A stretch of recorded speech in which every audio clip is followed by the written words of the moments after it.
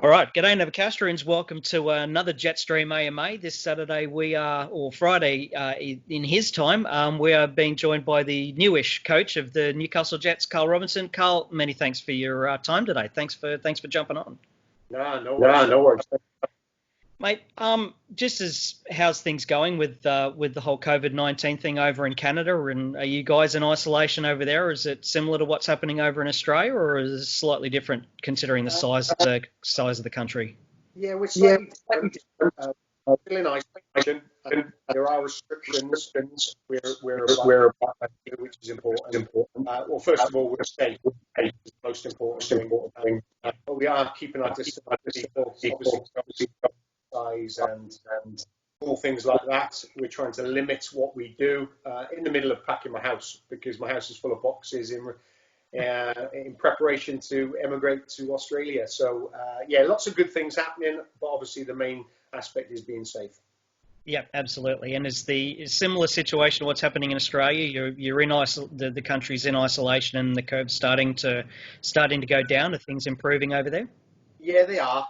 It's not improving where it's gone, and that's going to be the $1 million question for all the decision makers they have to make, because I think people are getting a little bit agitated now because they want to be out and get back to normality.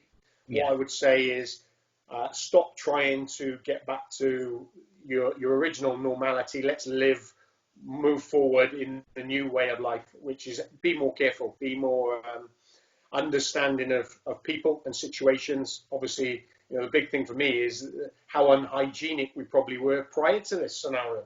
And it's important we continue that moving forward. So forget what we did have. Let's move on forward with the new life, but at the right stage, which I'm not sure when that is. Yeah, absolutely. Have you been getting decent communication from over here with regards to well, obviously, Laurie's been. We had a chat with Laurie a couple of weeks ago. He's mentioned there's been regular conference calls and everything going on. But what's the communication from other sides of Australian football been? Is it mainly through the club? Is that how it works with the coach, or have you been getting contact with the FFA and PFA and all those sorts of other parties? Yeah, Laurie's a regular phone call. 2 or 3 times a day. He's updating me with things. Obviously, I'm updating with him with things, because I'm, part of my job at the moment is to try and recruit players for the following season, whenever that might be. Yeah. So I'm already in the process of that. I'm on to him with regards to players. The FFA, they have a number of calls with managers. They're on at 2 a.m. my time, which is, I think, 6 o'clock in Sydney or Melbourne time. So I've had to stay up in the middle of the night to be part of them. But it's important that I understand what's going on, because if I'm going to make decisions, I need to know the lay of the land. The PFA is nothing to do with coaches, so I don't really know what's going on with them. It's important that the PFA and the FFA get a deal now that the players are happy with, because if we are going to get the season resumed and restarted again, then they've got to agree on principle for them to play. Lots of going to pick and choose what obviously I play to certain people and players. A lot of it is just a lot of info that just causes uncertainty without actually making a decision. And sometimes the more you hear, the worse it is. So I try and limit that with what I say. Yeah, absolutely. So we'll just go back, talk over a bit of your playing career and influences, all that sort of thing. Whereabouts did you grow up? Where did you begin playing football before you signed, I believe, as a trainee for Wolves? Where did your footballing journey start? Well, I'm from a town called Llandrindod, and that's in Powys, in mid Wales. Nothing, and I say this with all due respect to everyone that lives there, nothing comes out of it. The last professional player to come out of there was 1958.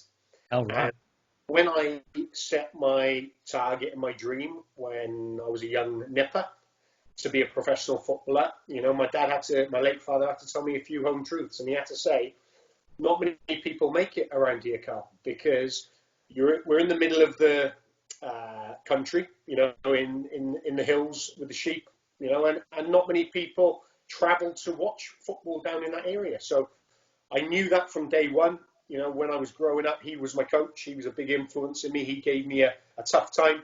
But as we progressed, and then as I started branching out a little bit. I got invited to go to Wolves as a 14-year-old, but I declined that offer because I was in a local academy with the late Mike Smith, who was a Welsh manager back in the day, and he was training me. And I made the decision to stay in an academy rather than join a football club because I was looking after me and I wanted what was best for me. And I wasn't quite ready to go. So I didn't actually sign to Wolves till I was 16 years of age, which was obviously then when I made the decision to uproot and leave a family and go into digs. Oh, okay, no worries. And what sort of were there any other mentors or people at Wolves that you regard as being big football influences on you, the way you played, and maybe even the way you manage now? Well, one bit of advice that has stuck with me till 30 years later is the day I signed a schoolboy form at Wolverhampton. I was with my mum and my father, and we were in a hotel room with Ron Jukes, his name was, chief scout of Wolverhampton Wanderers.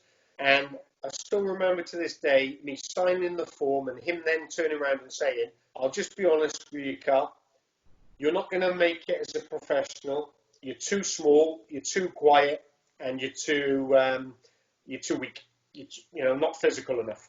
And I remember looking at him going, he can't be talking to me. I've just signed a deal for Wolves. So I looked at my dad, and my dad said, don't say nothing, don't say nothing. So as I signed the form and I left the room, I'd done the photographs, I left the room, my dad followed up with Ron and said, "Did you really mean that to Carl?" He said, "Yeah, he's too small, he's too quiet, and he's not strong enough. So he's not going to make it." So I went back to the hotel, the best day of my life, signing a form, and I cried. And I said, why would he do that? I can't understand why you'd do that. So I was there for 2 weeks and I was crying every day. Every night I'd get home for the first 2 weeks. I was like, I don't want to be here. He's told me I'm not good enough. He's told me I can't do it. So my dad then said to me, "You're staying. You got no choice. I want you to figure it out."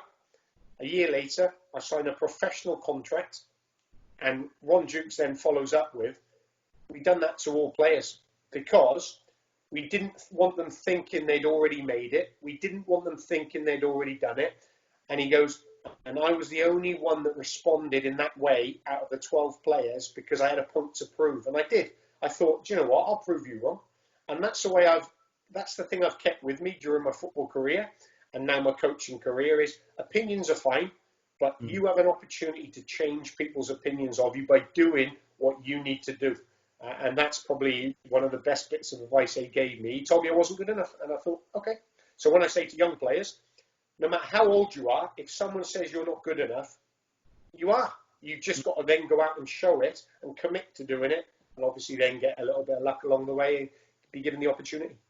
So do you think it was part reverse psychology, maybe part of these are the areas you need to improve if you do want to become a professional? And do you think that that's something that's maybe that's more old school and it's not really seen so much nowadays, and that sort of changed the sort of players and the way players' mentality is affected? Do you think that that's maybe something we need to get? Yeah, without a doubt, that is an old school technique, the mentality, test the mentality, make sure he's mentally tough. Nowadays, society has changed in general, especially with youth football, so you have to be very careful, and rightly so as well. But there's other ways of teaching. And back then, that was the way of teaching, was pushing them. When you walked into a senior locker room and you were a young player, you did what you were told. You do what was told. If you had to make 3 cups of coffee, you did. If you had to clean 5 pairs of boots, you did. And that was the grounding for me to appreciate what I got, and as I was growing up, what I needed to do. Now society's changed. There's different things. You can't ask people to do certain things, and on the other hand, there's young players coming through that earn millions of pounds. So asking them to make a cup of coffee to a senior player just wouldn't happen now. But that's part of understanding the way the world is, society is, and moving forward, because you have to evolve. All right. What club did you support when you were growing up, and who were your football idols? I was a supporter of Manchester United. Again, I was a big fan of Man United because of my father, late father, and I trialled at Man United. And when I went to Manchester United as a 12-year-old, I was invited to go in for a week's training. And okay, young players, under 12s, and what I realised was there were players training that week from it was 800 players, 800 the next week, and they had a training stint for the under 12s. So there was nearly 5,000 players that Manchester United were going through in the country. That made me realise how hard it was to try and get into football, and that was with Man United. So that didn't deviate away. I supported him as a boy. Mark Hughes was my hero, who became the Welsh manager later on in my career, and I was fortunate enough to play with him and then obviously be coached with him.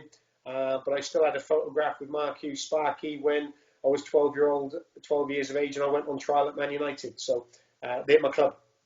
Fantastic. And who are some of the players and coaches you admire that are in the game currently now?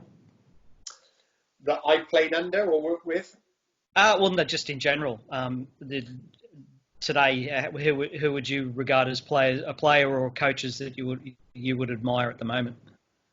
Yeah, everyone talks about, there's different examples of players. What I'll say is, everyone says, it's, the Wayne Rooney. They don't like Wayne Rooney, people, because they don't like the way his lifestyle is, and rightly or wrongly so.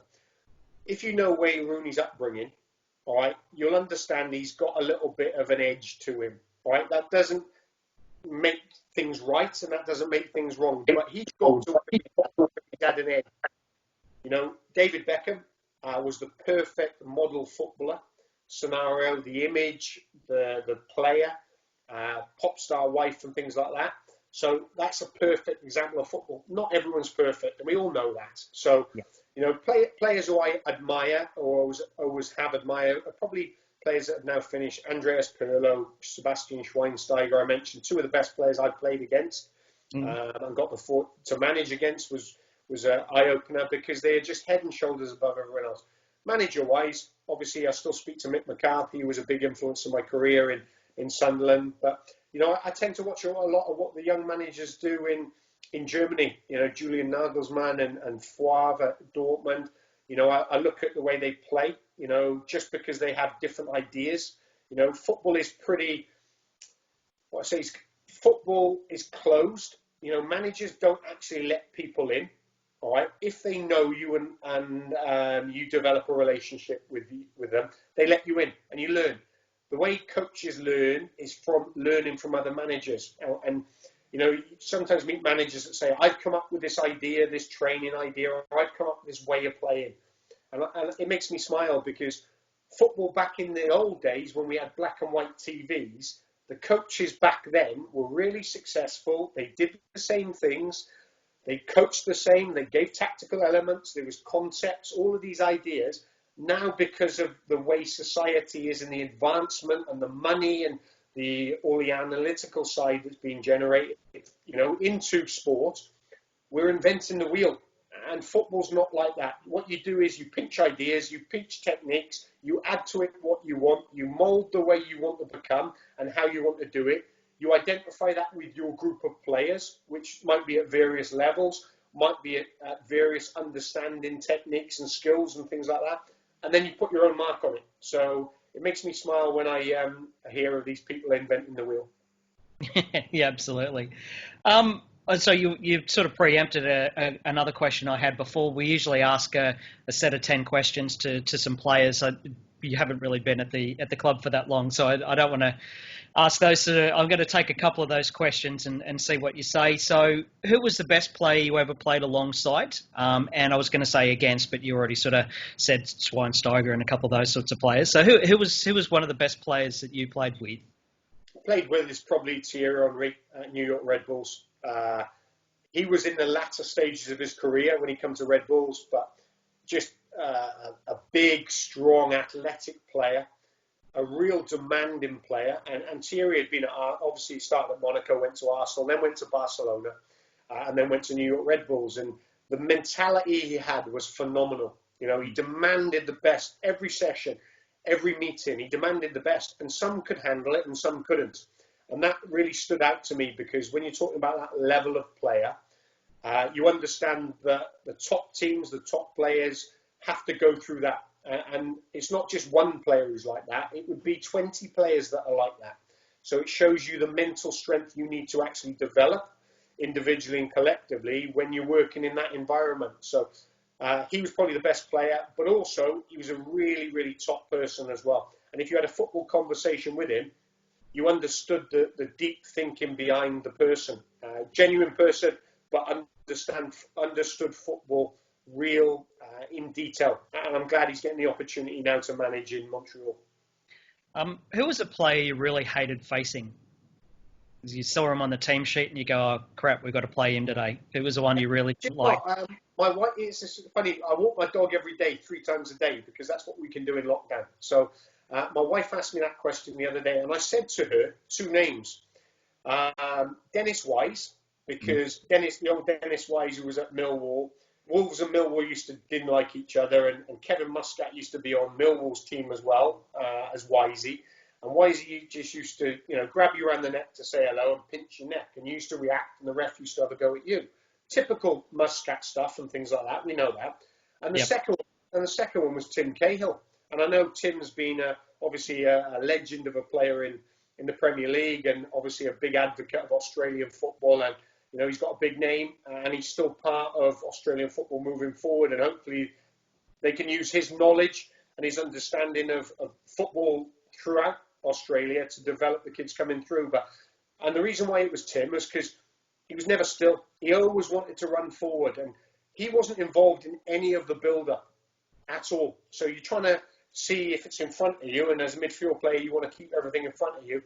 And he waits till the ball goes wide and he gets in the box all the time. And if you didn't go with him, the time you didn't go with him, you're guaranteed that the ball would go to him. And he had a habit of scoring goals. So those are the 2 names that come to me the other day. So I'll say them 2. Yep, fabulous. What was your most memorable footballing experience? Probably playing in the FA Cup semi-final for Wolverhampton Wanderers against Arsenal, and getting the opportunity to play against Patrick Vieira, who then went on to manage NYFC against me when I was in Vancouver. So we had a good old chuckle about that. And Emmanuel Petit, who was a long-haired French charismatic midfield player. And just, I was 21 at the time, and it just made me realise how big, strong, athletic the Premier League had become, because that was back in the invincible days. And that's when you really get an insight of that level of football. So probably those 2 stick out to me, because obviously then I went on to manage against Patrick at New York. Beautiful. Favourite stadium you played in? I've got to say the Millennium Stadium for Wales. As a true patriotic Welsh person. And listen, I say this about the Aussies. They've got something in their blood, and every country will say it. Yeah. But I generally don't believe they've got it. To play in front of 74,000 at the Millennium Stadium when they're singing the Welsh National Anthem, there's not a better feeling. It's hard to explain, and I'm sure the English boys and the Scottish boys will say the same, but I don't care. I'm Welsh. Yep, no, that's fair enough. There's a certain FA Cup final that Liverpool played in at the Millennium Stadium that sticks in my memory. If you didn't become a footballer, what career do you think you would have been in instead? That's a really good question. The honest truth is I don't know. And I say that because when I'm talking to players and parents over here in North America, and one of their first things is they want to get an education. They want them to get an education, and then if football works, great. If it doesn't, they have an education. Well, back when I played, there was no thought of education. You leave school at 14 or 16, and you become a YTS trainee apprentice, and you follow your footballing dream.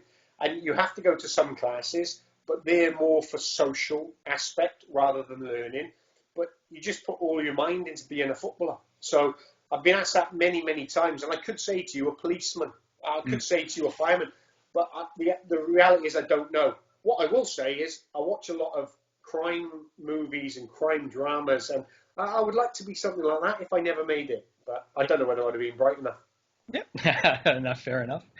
Was management something you were always interested in, even as a player, or was that something as retirement loomed, because you did retire fairly early, was that something you were mulling over as an option, or was media maybe something you might have been looking into? No, I had set in my mind when I was probably about 24, 25 years of age, I wanted to be a manager.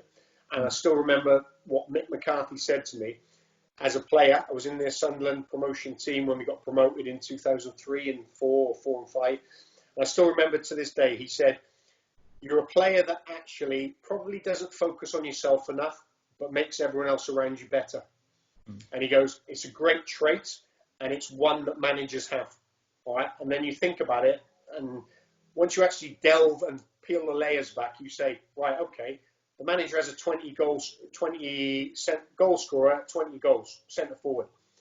But his job is not just for him to score goals. His job is to get the team around him to be successful for the 20 goal scorer. So then you think, right, okay, but within that, do you build the spine of your team? Well, you do, but then where do you put the creativity? So you're strong down the middle, creation out wide. Yeah, but what happens if their strength is out wide? Well, then you adjust. And again, based upon conversations with him when he left me out the team, which he did at times, when he put me in the team, when I was his captain, I then started thinking about coaching, and I thought, I actually impact players more when I'm playing and don't get credit for it than I do for my individual performances. So that's probably when I realised I wanted to be a coach, because I had a massive influence on players, teammates around me, on the field as well as off the field.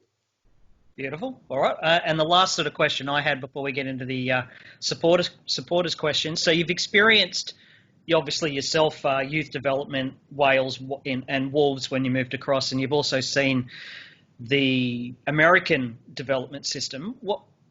You've obviously not been in Australia that long, but there's a big conversation going on about how effective our youth pathways and development pathways are in Australian football. Do you think there are any lessons from the UK and the MLS that might be beneficial for Australian football to adopt as part of their development refresh, I suppose, would probably be the best way to talk about it, because it's been something that's been a number of years. There was a big dead spot after the A-League started, where they sort of moved away from the clubs developing the players, and they were looking to do the youth league, and then they closed down the AIS, which was there was a lot of wailing and gnashing of teeth over that. Now the A-League clubs have got the academies attached to them, but doesn't really seem at the moment. Obviously, it's a long-term thing. It takes 10 to 15 years for you to see any results from that sort of thing. But what do you think that there's some experiences and some systems from other parts of the world that we should be looking at putting in here? Well, again, it's the million-dollar question for people. And what I'll say, I'll start by saying Man United probably have as much money in the world as anyone. And based upon that, if you look at their homegrown players coming through, they've probably got more scouts than anyone worldwide. Yet, other than the class of '92 of Beckham, Scholes, Butt, Keane, Giggs, Neville, Marcus Rashford and Lingard, who's not young no more at 26, Rashford at 21, and yet they've got Mason Greenwood and Chung now coming through, but they don't produce regular players coming through. All right, so that's with all the money in the world. So what you need to do is you need to strip layers back. All right, and you need to strip layers back. And this is the European side, and say, right, what's your objective as a club and then as a country? Because in the Premier League, all these foreigners flooded the Premier League, the Henrys and people like that. And then there was an argument that England wasn't good enough. Well, England's not going to be good enough if all the foreigners flood the English Premier League, right? So then there was a talk about discussions about including a under 21 rule or 23 rule that you needed to keep. So I go over to America now, and again, in America, a lot of it is pay per play, okay, which is fine, but sometimes it's pretty expensive. And other times, what happens if you have a single parent family? What happens if you have a talented young player that is unable to have the money? He should be entitled to play football. He should be entitled to the same opportunity as one of the wealthier boys. So that needs to be in place.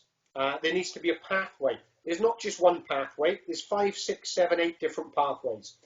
One of my big things in a short period I've been into Australia, and I said this in 13 years in the US and Canada, is there needs to be a pathway from the first team to the reserve team or the youth team down to the academy down to the grassroots.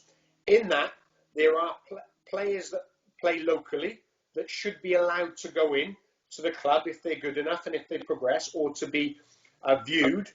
Right, the money that they pay, where does the money go?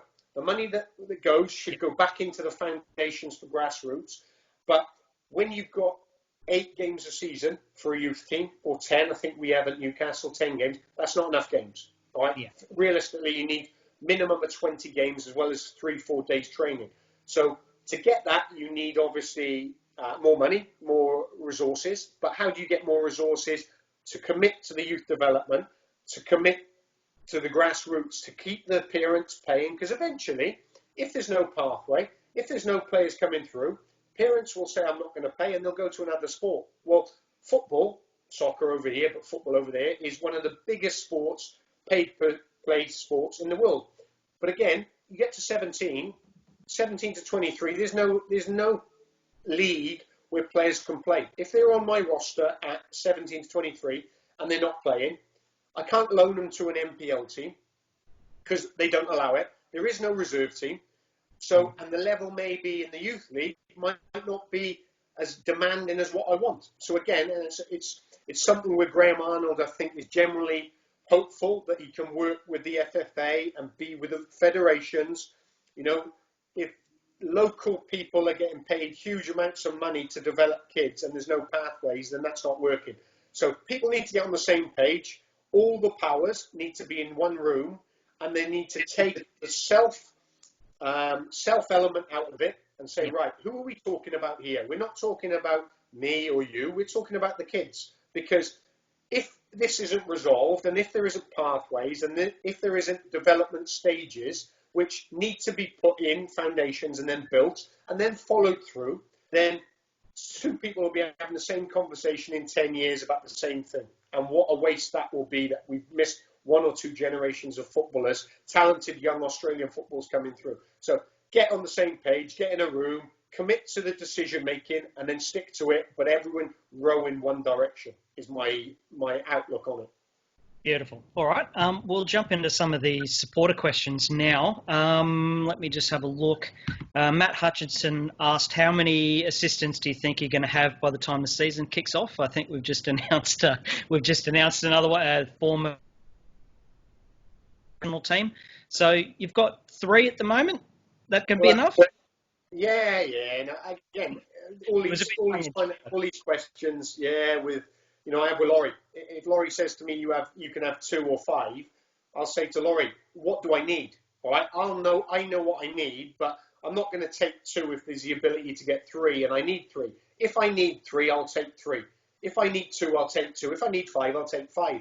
But within the assistants, you're talking about, obviously we have goalkeeper coach, we need an analyst, you know, all of these things. There needs to be a direct relationship with the academy director, Deansy, you know, his academy team. I need to have a direct relationship with all of them as well, because at some stage, when I move on, you know, hopefully there's not just a progression of players, there's a progression of coaches coming through the system as well, because the only way coaches learn is from other coaches. So if I go into Newcastle and I say, right, this is what I'm doing, but I'm not sharing it with anyone else in Newcastle, first of all, that's selfish.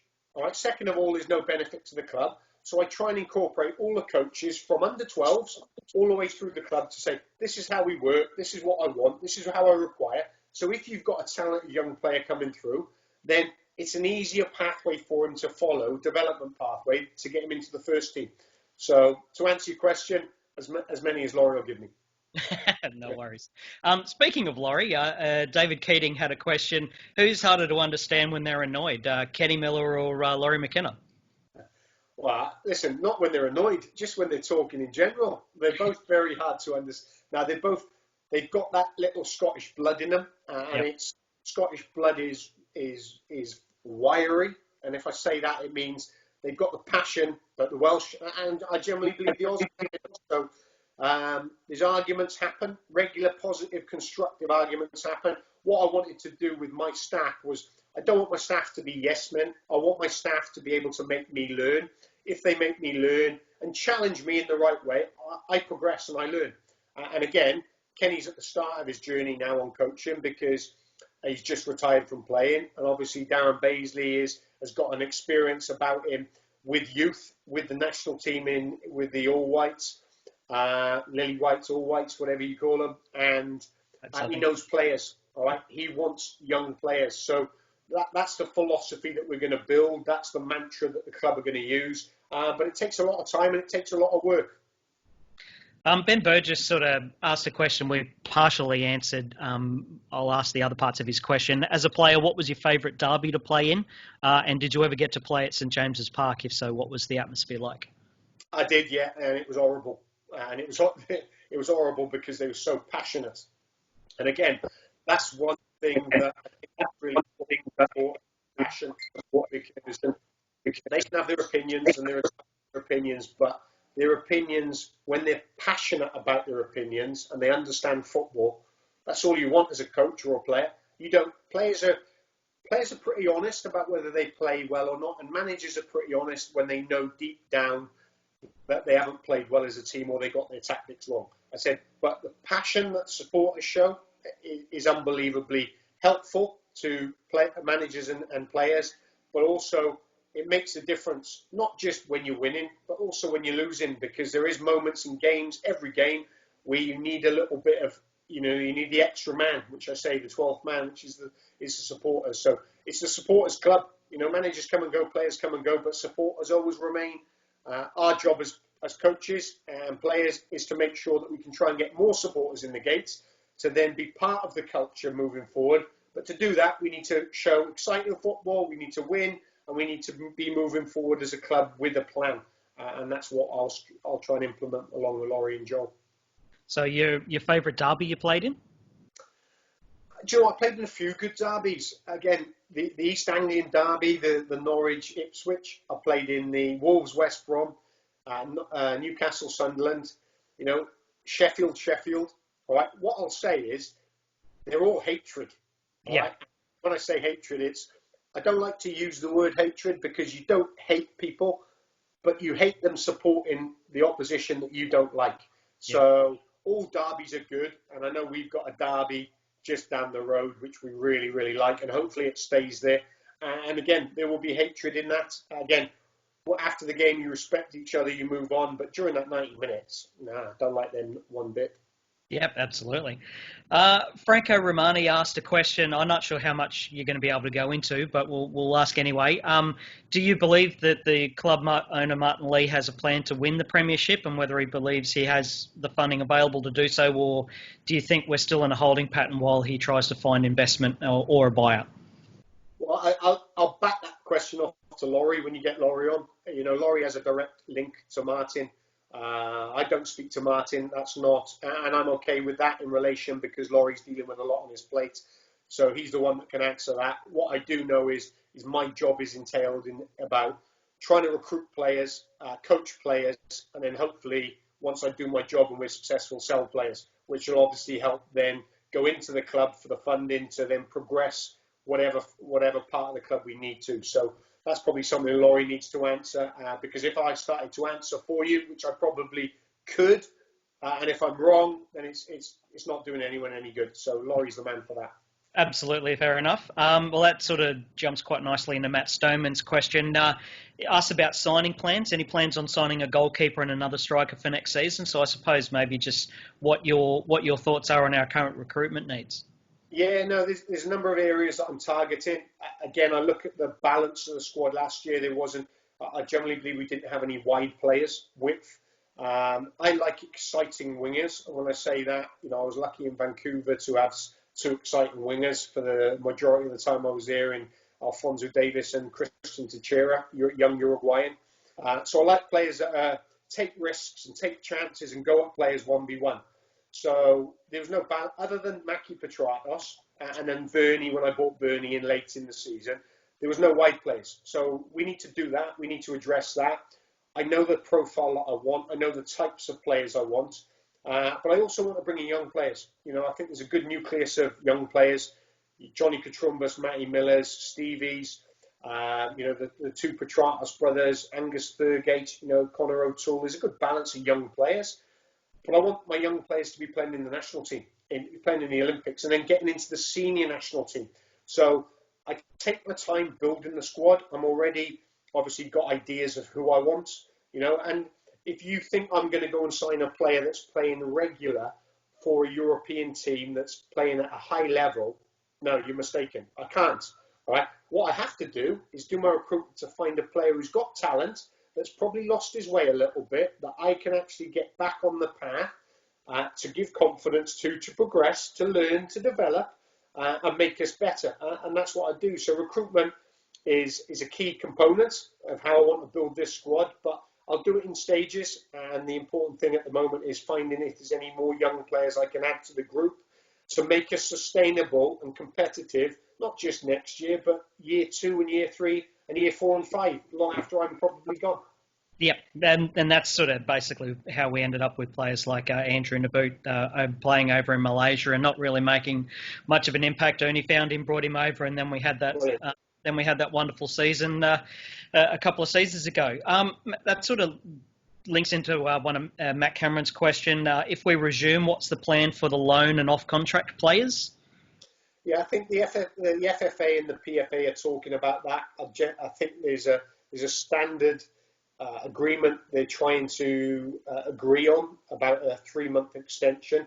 Yep. I'm not sure where the international players stand on that, because they might not be allowed back in the country. That might be international coaches as well. So, yes. Unfortunately, I won't be allowed back in until everything's safe and secure. But the ones out of contract that are back in Europe now, I can't answer that. I don't know. Yeah. Obviously, if I want to keep players that are out of contract, then I'm going to have discussions with them.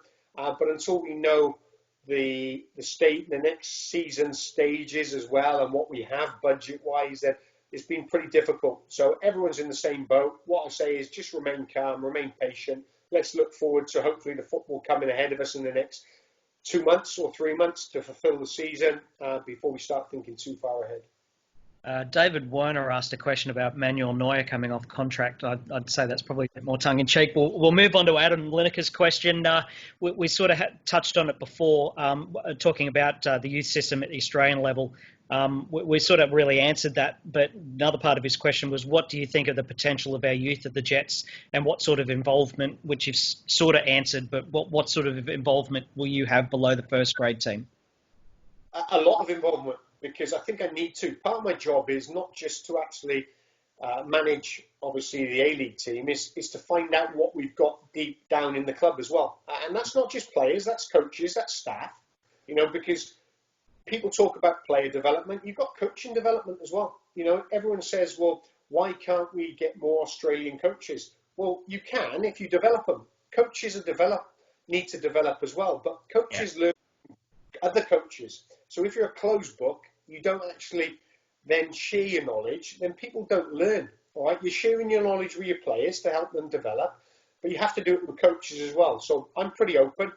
I'll have a big say and work with obviously Deansy, who's been there for a number of years. He knows the players inside out better than me, but I'll give him profiles that I want. And if you're a young player coming through the system and he generally believes that you're ready for an opportunity, then I'll give the young player an opportunity. He'll train with the first team. I'll review him, I'll analyse him, then I might send him back. Or if he's ready and up for the stage, he might play. I played the kid Alphonso Davis at 15 in a first team match, and he went on to great things now due to him, not due to me. I helped, I was part of the process, but it was down to him. But he was ready then. But what he needed was a coach to give him a chance. So I'll always do that with young players I firmly believe have got a possibility of being having a chance. Because if you don't, how do you know if they're good enough if they never get a chance? So it's down to them to take the chance. That's what I say. I can't take it for them, but I will certainly be working with Deansy. I'll be having a big look down there, because if I can find a number 10 that I don't need to pay $100,000 for because I've got one in my youth program, then I'm sure Laurie's going to be happy with that, because it saves him having to fork out $100,000 for me. Yep, absolutely. Aidan Wilkinson chucked up a couple of questions. If you could take any A-League player to come to the Jets for a one-season loan deal, who would it be? Any player from any team, no questions asked. So, it's a that's a good question, isn't it? Yeah. Who's Yeah, your favourite A-League player? What would be a player you think would improve our team the most? I think there's very good players all over the A-League. When you're talking about what makes a difference, we didn't score enough goals last year. Or this year, we know that. Roy come in and Roy scored a number of goals. Prior to that, obviously, Roy wasn't there. Ernie had Arroyo. Arroyo was injured for a number of months for Ernie, as was Wes. Sometimes it's taken out of your hands. So Jamie McLaren's a good goal scorer at Melbourne City. We know that. So anytime you have a good goal scorer, 10, 15 a season, he certainly helps. And say Naboo, he was at Newcastle. They love him. He's a good player. He's just a bit expensive. Yeah, absolutely.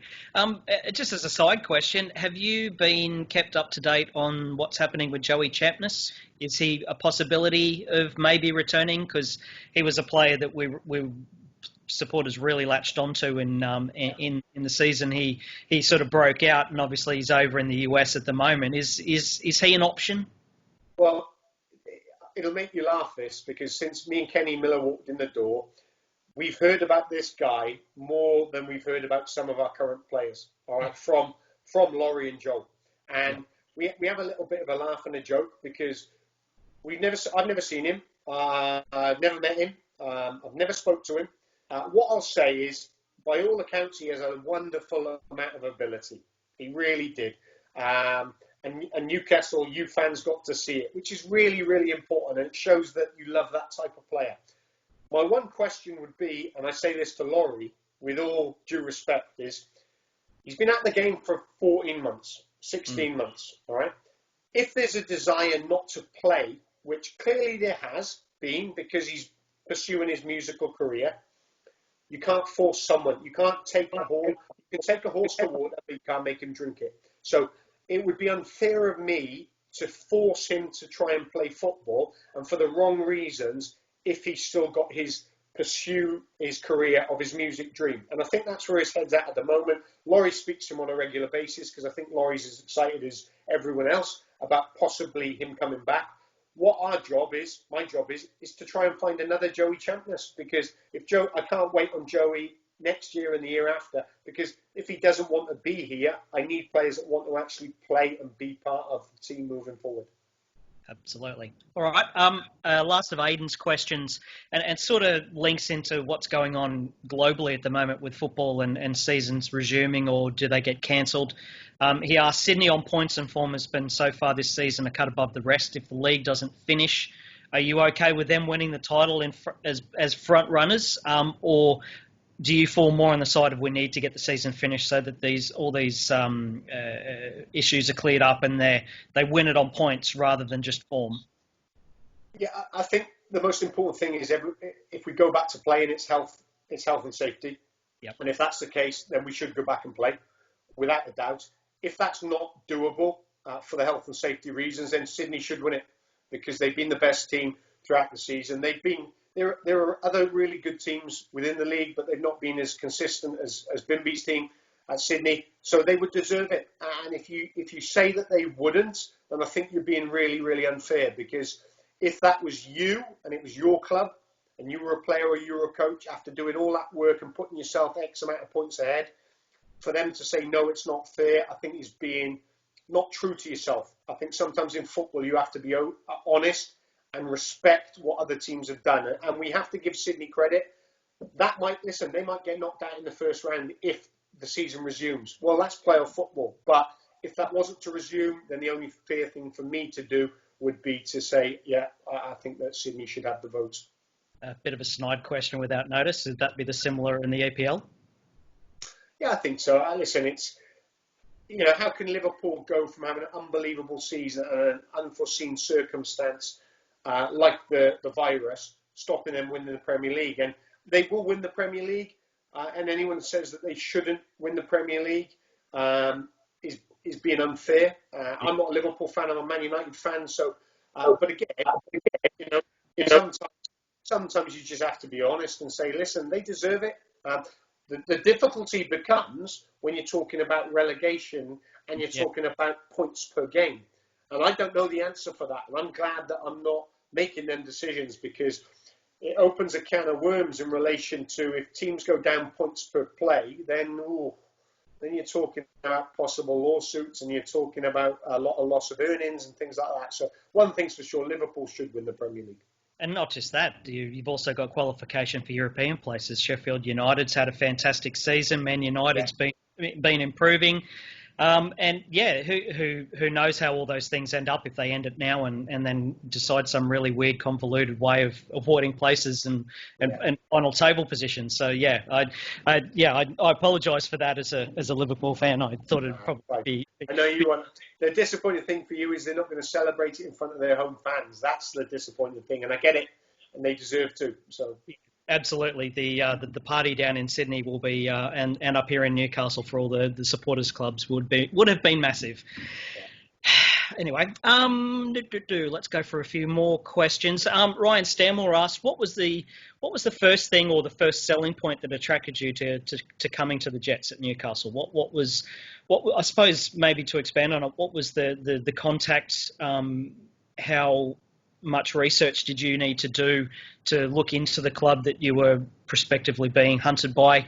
What was that sort of process like, and how much sort of backstory did you need to go into to look at everything and make an informed decision?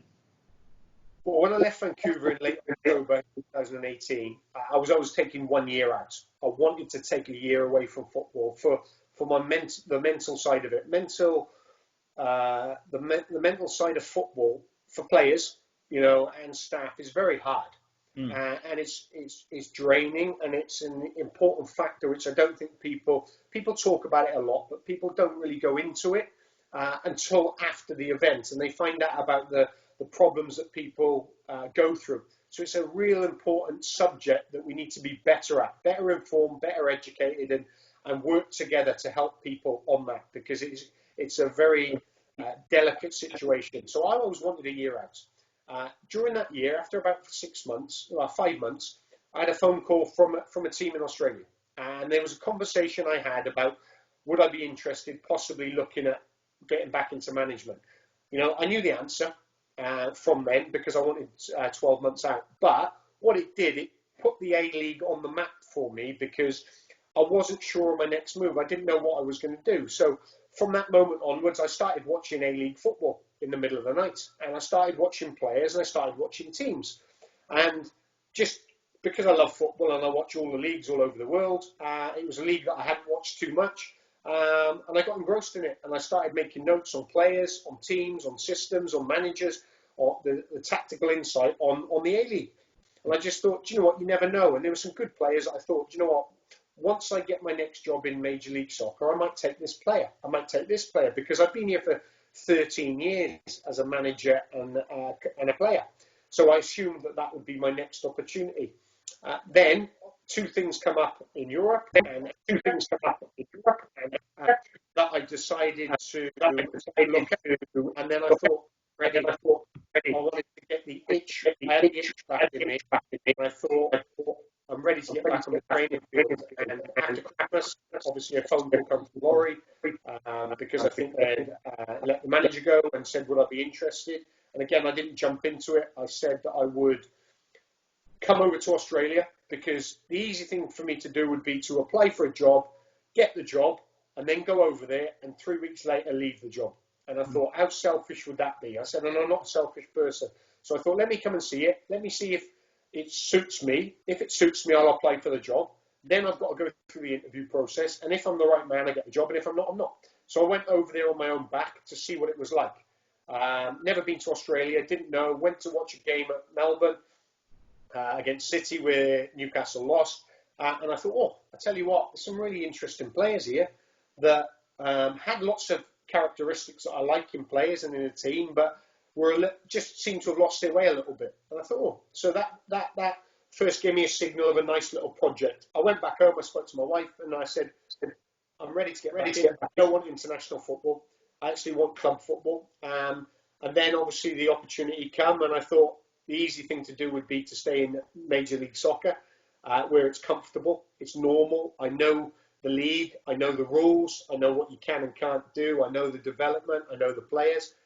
Me challenging myself would be, let's go there, let's put that on my CV. Let me see if I can go and be successful there, help build the club, and then move on again. Because if you've got different continents, different cultures, different tactical understandings of different players all over the world, different areas, different knowledges, that stands you in good stead for get to my ultimate goal. And my ultimate goal, I said to you, is to go manage in the Premier League and to manage Wales, a national team. All right. So I've got a lot of work to do, and I'm willing to do the work, but I want a nice, enjoyable journey where I want to win. And I thought that I could actually help Newcastle build the club.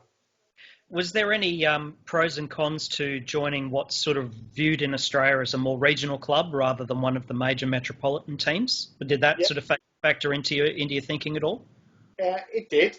But again, sometimes as a manager, you can't be too picky. You know, I was fortunate enough to get my first managerial job in Vancouver, and I played for Toronto in Major League Soccer. So for me then to become the manager of Vancouver was an opportunity that I didn't want to turn down, and I'm forever grateful for them giving me the opportunity. And I was here 4.5 wonderful years, and we've done lots of really, really good things. And then you leave, and then it gets quickly forgotten. And again, that's what happens in a manager's life.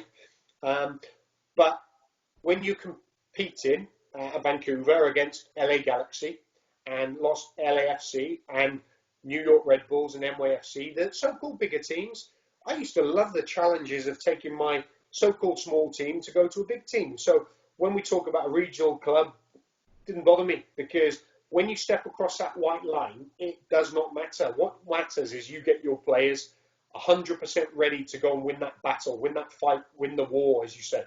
And I know I can do that because that's part of my man management style of players, getting the best in players. And sometimes it works, sometimes it doesn't.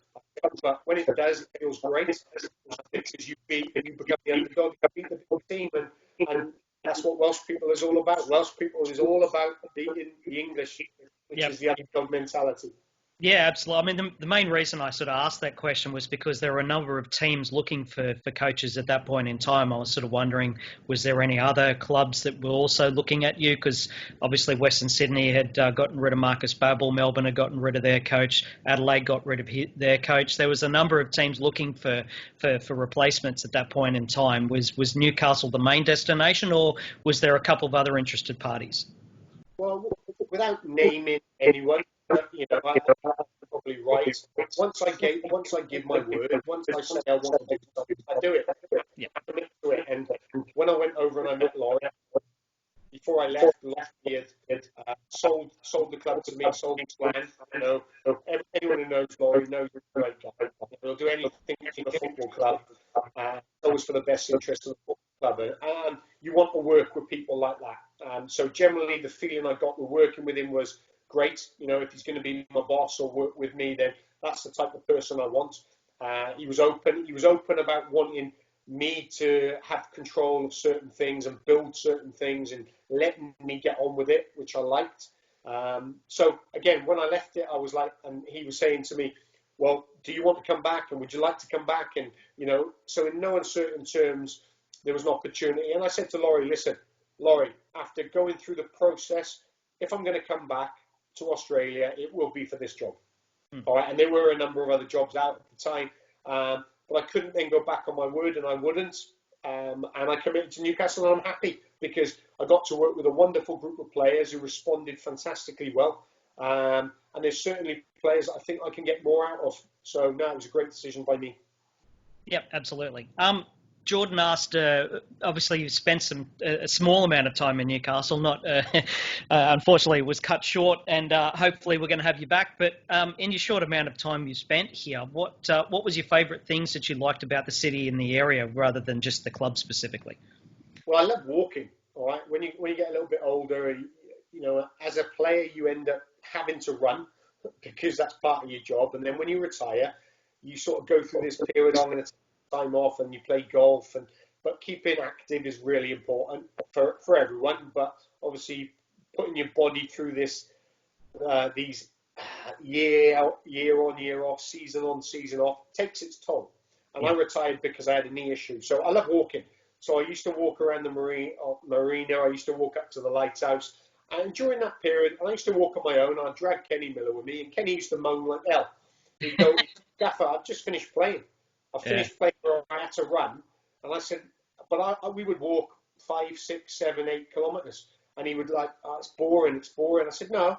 And we actually ended up starting to talk football, talk players, talk building, tactics and stuff like that while we're doing our exercise. And I don't think he'll ever admit it, but I actually think he enjoyed it. So that was one of my things that I enjoyed doing, is just getting out in the fresh air and meeting people, because the amount of people that would speak to me and say, good morning, coach, or good afternoon, and I would have a conversation with them. So I'm a people person, and it makes you feel warm from Newcastle, which was really important for me. Yeah, Kenny was probably still getting used to that level of sunlight we have over here. So what he was used to over in the UK. No, Kenny just moans all the time. You should know Kenny by now. Chad Ecott asked, do you think we could have made the top 6 or is that still what we're looking at if the season resumes? And what sort of your KPIs for next season? Where are you looking to try and get the club to finish, and what position? Well, you've sort of talked at what positions we have to strengthen. So what are we looking at for next season as opposed to where we're looking at being? Yeah. Well, the first part of the question is, I generally believe we would have got into the top 6, and that's me with an inner confidence of my group of players, because it's always about my players. Yep. I think they're in a good run of form. I think the game against Brisbane where we lost, that's the only game I think in 7 or 8. They played exceptionally well. They dominated the game from both boxes, but we didn't, other than Roy hitting the post in the last minute, we weren't clean enough, we weren't good enough in the final third, and that's my responsibility, and I took it, and I told them. But then when you go and beat Melbourne City, and you beat Perth, and you beat Adelaide, teams like that are really, really good teams, you're not far away. And with a game against local rivals down the road, which was the next game, I was firmly confident that we could, because I think Western were playing Perth at the time, we could get to within 3 points with 3 games to go. When that happens, who knows? All right? So there was a confidence from the players. Now we go back, it's literally like a tournament. Who knows how it's going to play out? All right, so we might be able to continue our rhythm, we might not. And if we don't, then it's unfortunate. And if we do, great. But in that period, I generally believe we would have got into the top 6, because we were trending in the right direction, and the teams in the bottom 6, 4, 5, and 6 were trending in the wrong direction. But that gives them a chance to reset. Next year, with regards to the second part, we have to be aiming for the playoffs. That's a simple target. We know that. It's not easy to get in the playoffs, but once you become a regular playoff team, and you can have a bad season, that happens, or teams can just have a wonderfully fluky season, which takes a place, and that happens as well. But you consistently need to be aiming for the top 6. Once you become consistent top 6ers, then you've got to break into the top 3. But with certain teams, and we know Sydney, we know Melbourne Victory, we know Melbourne City, the resources and the finances are a lot bigger. So can do that on a consistent basis, might be hard, but that's the target. I'm not going there and saying to the players, oh, we can't finish in the top 3 because X, Y, and Z. I go there and say, you've beaten Melbourne, we drew with Melbourne Victory at home, and by the way, we should have won the game comfortably after our first half domination. So they can do it. It's just about being consistent, and that's going to be my main focus for them, is belief in themselves and consistency for next year, because you just never know. Form goes out the window when you cross the white line. Confidence is a massive thing in football, and in any one game, anyone can beat anyone. Yeah, well, there's enough of the players still in the squad that made that grand final a couple of seasons ago to know what's possible. So they shouldn't need too much convincing that miracles can happen, even though it didn't really happen in the final, unfortunately. But have you watched that game, by the way? Did you see the backstory behind that season and everything that led up to that game and the game itself? Yeah, I did, and it was a wonderful season. Obviously, it was great to get to the final, and obviously the stadium was packed. And when Laurie showed me that, I was like, oh, brilliant! That was probably the icing on the cake for me. And he said that obviously since then that they've not been as successful, which is obviously why there was changes. But it showed what can be done, and that's got to be the target. Imagine playing in front of that week in, week out. And our job at the football club is to try and convince people. Tickets aren't too much. Yeah. compared to certain sports, is to make it enjoyable. Make it enjoyable, not just for fans, for families. We want to encourage, because, bringing out families, 4, 5s and 6s on weekends is great, but they got to enjoy the game. There's got to be interaction. They got to know the players, because it's the next generation we're thinking about. But it is possible, because it's been done 2 years ago. So it's not far away. It just needs probably a little reset, a few retweaks, a little bit of investment, which we talk about all the time, a little bit of development, and then get a plan, and then all adhere to that plan and move forward and sell the plan, because supporters want to know what's the plan. And if they know, they can be part of the journey moving forward. Yeah, absolutely, and that's been the main issues in the life of the Jets. Pretty much, it's been peaks and troughs, and people have tried to come in and change things and try and get some consistency, but nobody's been really able to, unfortunately, get that consistency. We won the championship in 2008 under Gary Van Egmond, and then finished in wooden spoon position the following season, and even with Ernie's second season, we still didn't. We finished outside the finals. So it's been an issue over the life of the club. Yeah, one of the questions I asked Laurie, and he didn't give me an answer, was how come in the 14 years you've had 11 managers? And that was prior to me taking the job. Yep. And again, Laurie didn't answer, and he didn't need to answer, because maybe there isn't an answer. I don't know. So based upon that, the history of the club, because history is really important to the club. In any football club, we know that.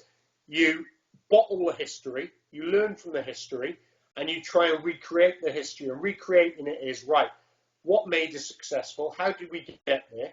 What do we need to get there? Right, where we're at now, be realistic of where we're at now, then set out your plan to say, right, we know we can do it, but we need to have a plan to how to do it. Right, that's what we need, this is how we do it, and this is how we get there.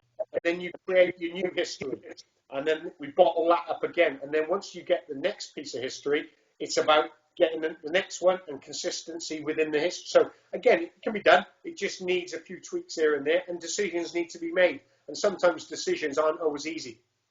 Yeah, absolutely. All right, I've got a couple of questions to finish off from Alan from the NewcastleFootball.net forums.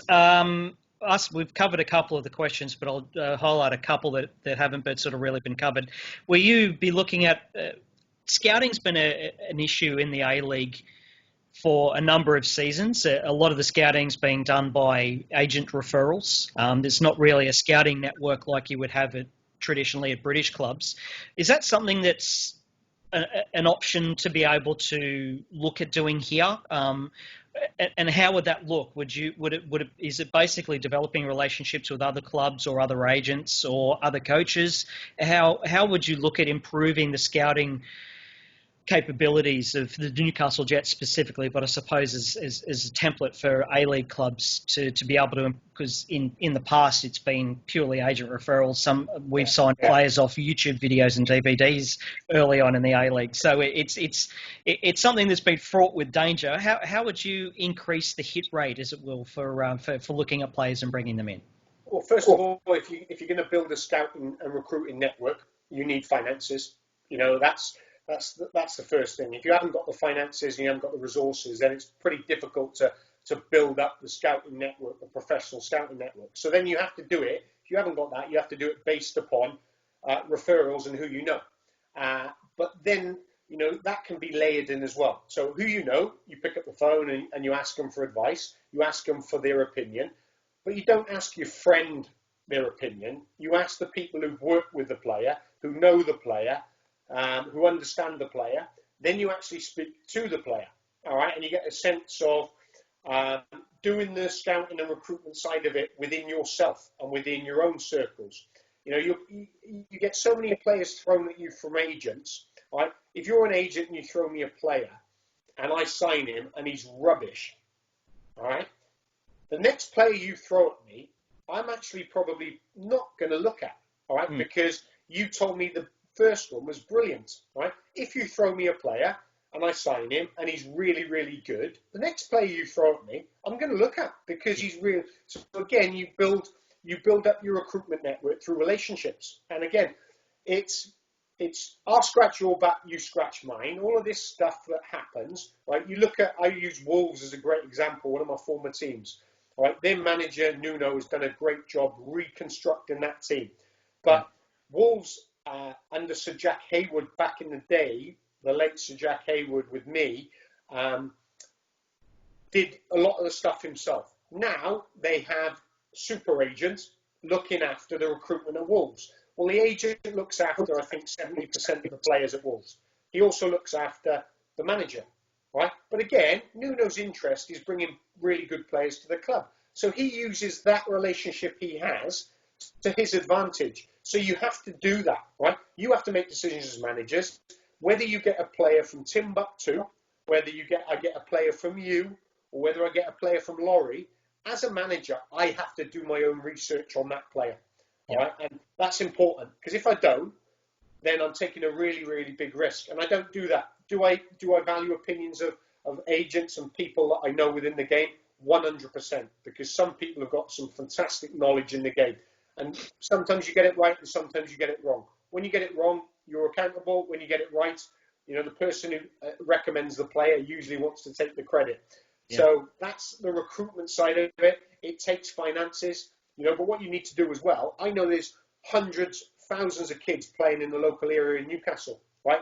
My son is going to be going out and playing football. So I will be keeping an eye on young players. I'll watch football on Saturdays and Sundays in parks, because there are players out there that can't afford to play.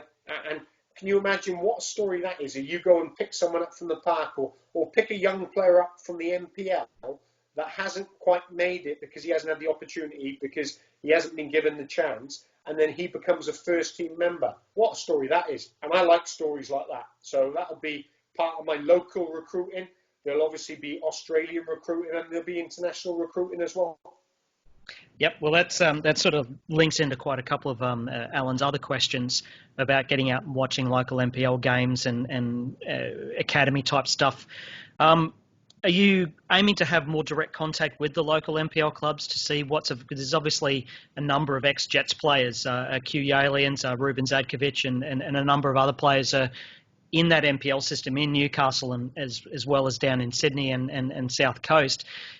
Is it beneficial from your side of things to develop those relationships as well, to be able to see what they've got and to be able to look at some of their players? Or do you think that maybe the MPL's not quite? We've brought up a number of MPL level players that haven't. It's taken them a long time to adjust. The step up between MPL and A-League seems to be a very big step, even more so than in the lower leagues of England.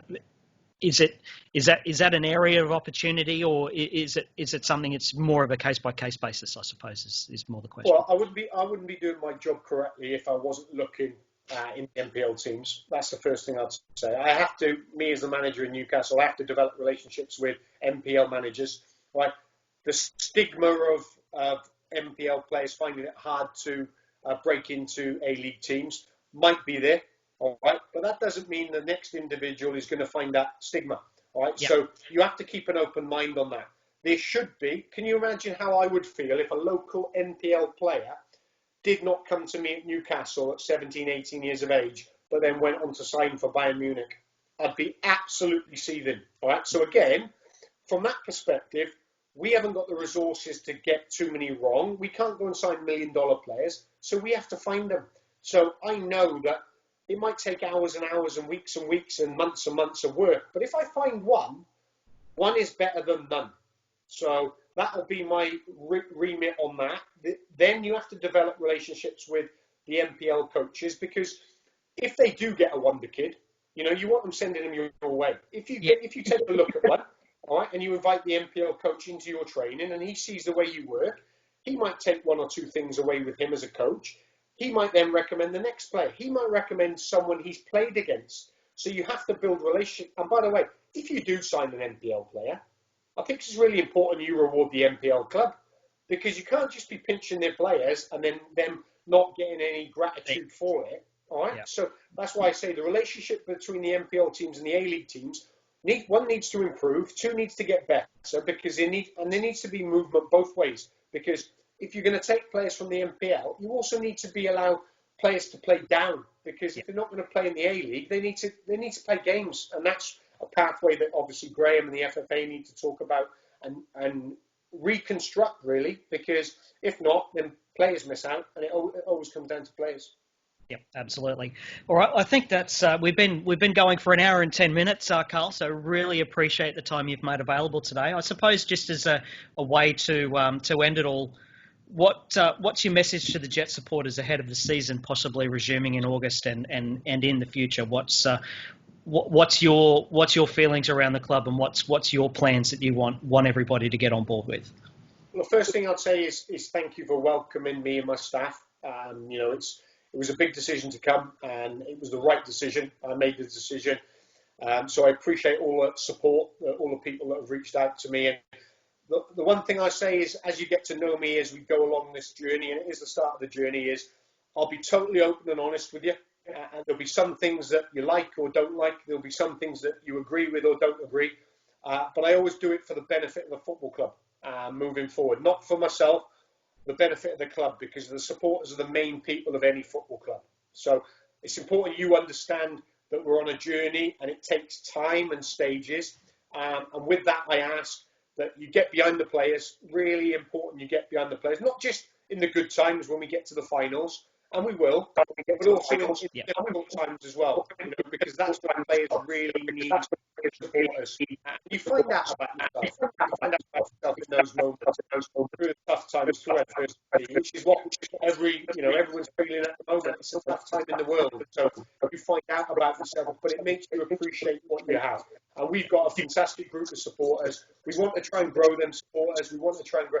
But we as a group of players and staff know that we've got to do our jobs on the field. If we do our jobs on the field, then obviously we've got to give you something to shout about. And if you do that, then obviously you become louder. If you become louder, you become in more numbers. If it becomes more numbers, it's better finances. Better finances, I can sign more players. So we're all on the same page. We all work together for one goal, which is to win the A-League. Absolutely. Carl, really appreciate you making your time available. Stay safe, stay healthy, and we will hope to see you very soon on our shores rather than via video link. Thanks very much. Enjoyed my time with you, and take care. Thanks very much.